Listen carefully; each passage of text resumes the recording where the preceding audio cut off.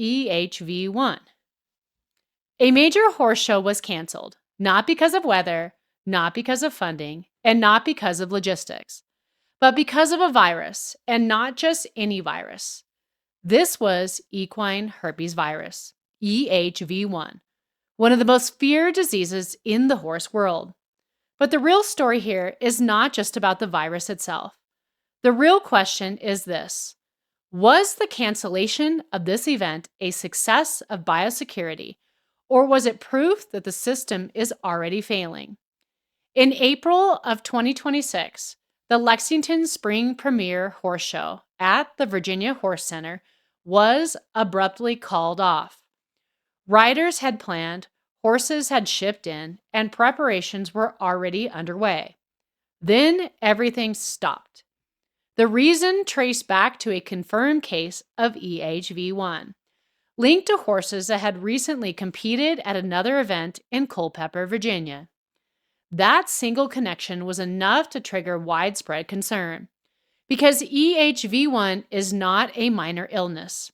It is highly contagious, and in some cases, it can become neurological, leading to a condition known as equine Herpesvirus myeloencephalopathy, or EHM, which can be devastating and even fatal.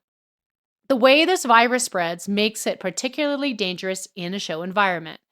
It can move through direct horse-to-horse contact, through shared watered resources, contaminated equipment, and even through people who handle multiple horses without proper disinfection. In a setting where hundreds of horses gather from different barns, states, and even countries, the risk multiplies quickly. At the Culpeper show, multiple horses were exposed and several were placed under quarantine. That alone would have been concerning, but the problem didn't stop there. Those same horses, or others connected to them, were expected to move on to upcoming competitions. That is when the alarm truly began to sound. Initially, organizers at the Virginia Horse Center attempted to manage the situation. They implemented stricter biosecurity measures, requiring health documentation, monitoring temperatures, and reinforcing sanitation protocols. On paper, these steps seemed thorough. They reflected what the industry generally considers best practice in response to a potential outbreak. But even with those precautions in place, the uncertainty remained. The question was not whether they were doing enough on paper, but whether those measures could truly eliminate the risk in practice. Ultimately, the decision was made to cancel the show entirely. Officials stated that horse welfare was their top priority, and that the cancellation was made out of an abundance of caution. And in many ways, that decision deserves recognition. It is not easy to cancel a major event. The financial consequences alone can be significant, affecting organizers, vendors, riders, and the local economy. Yet, despite all of that, they chose to prioritize safety. But beneath that decision lies a deeper issue, one that goes far beyond a single event. Because what this situation exposed is not just the danger of EHV-1, but the fragility of the entire biosecurity system within the horse industry. Biosecurity, in theory, is straightforward. It is about preventing the spread of disease through consistent, disciplined practices. But in reality, it is far more complicated. There is no universal standard that is strictly enforced across all competitions. Different venues operate under different guidelines, and compliance often depends on individuals rather than a centralized system. That creates gaps where mistakes can happen, where protocols can be overlooked, and where a single oversight can have widespread consequences. Think about the typical horse show environment. Horses arrive from dozens of different barns, each with their own routine and exposure histories.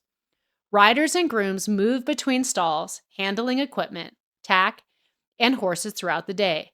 Warm-up arenas are crowded, and contact is constant. Even with the best intentions, maintaining perfect biosecurity in that environment is incredibly difficult. It only takes one infected horse, one shared piece of equipment, or one lapse in protocol to create a chain reaction. This is where the system begins to show its weaknesses. Biosecurity measures are often reactive rather than proactive. They become stricter only after a confirmed case appears, rather than being consistently enforced at a higher level from the start. That means the industry is frequently responding to problems instead of preventing them. There is also the issue of oversight. While governing bodies provide recommendations and guidelines, enforcement can vary widely between events. Some shows implement rigorous protocols, while others may take a more relaxed approach. This inconsistency creates an uneven level of protection, where the safety of horses can depend heavily on where they are competing. And then there is the economic reality. Horse shows are expensive to run, and they are essential for riders' careers. Canceling an event is not just a logistical decision, it is a financial one that creates pressure to continue, to proceed, to avoid disruption. But as the situation demonstrated, that pressure can come into direct conflict with the responsibility to protect horse welfare. When you step back and look at the bigger picture, it becomes clear that this was not just an isolated incident. It was a stress test for the industry, and it revealed vulnerabilities that cannot be ignored. The horse world is more connected than ever before. Horses travel frequently, often competing at multiple venues within short periods of time. That level of movement increases exposure risk, and it makes containment more challenging when something does go wrong. At the same time, the industry is already facing growing scrutiny. Conversations about horse welfare, training methods, and ethical standards are becoming more prominent. Public perception matters, and incidences like this add another layer to that discussion. If the industry cannot consistently demonstrate that it can protect horses from preventable health risks, it raises serious questions about its long-term sustainability. So where does that leave us? It suggests that change may be necessary. Stronger, standardized biosecurity protocols could help create consistency across events. Improved tracking of horse movement between competitions could make it easier to identify and contain potential exposure. Stricter isolation measures after known contact with infected horses could reduce the likelihood of spread.